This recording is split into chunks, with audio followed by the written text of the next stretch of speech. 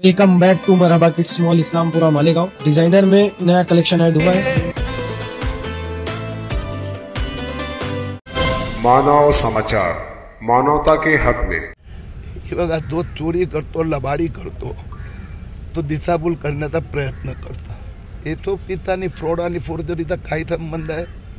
काही तहसीलदारांनी अमरावतीच्या जिल्हाधिकाऱ्यांनी हे करायचा प्रयत्न केला होता, पण त्यांना सरळ जाब विचारला, अरे तुमचा तिथे फ्रॉड झालेला आहे, फोर्जरी झालेली आहे, फक्त आधार कार्डाच्या आधारावर 1000 लोकांना प्रमाणपत्र दिले गेलेत अमरावती जिल्ह्यात, म्हणून हे फ्रॉड आहे, फोर्जरी आहे।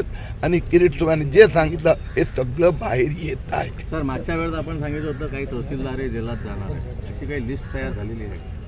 तर मी सांगितलं ना आपल्याला, 4 लोक हे गेले, घरी गेलेत आणि आता मालेगाव पोलिसांनी तयारी सुरू।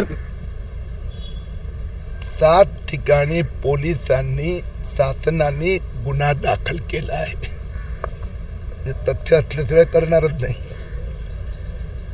पुढच्या 10 दिवसात आणखीन 3 ठिकाणी FIR दाखल होणार। एकंदर 287 लोकांनी या FIR मध्ये नावं आली आहेत, तपास सुरू आहे।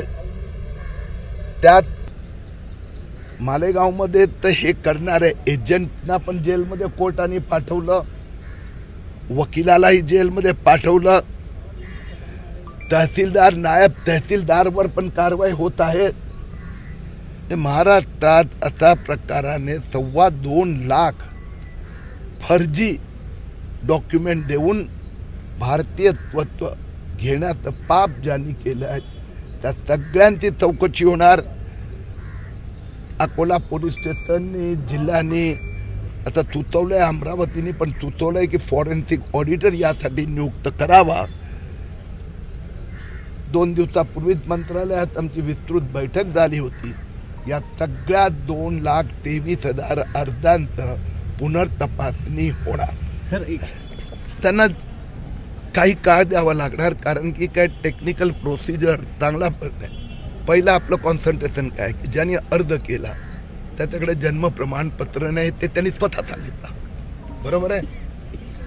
दुसरी गोष्ट, आपण कुणाला पकडतोय की त्याच्याकडे कोणतेही ऑफिशियल अधिकृत त्याचा इथे जन्म झाला त्याचे डॉक्युमेंट नाही, आणि म्हणून जर त्याचा अर्ज आता अस्वीकार झाला तर याचा अर्थ एकच झाला की त्याचा इथे जन्म झालेला नाही आहे।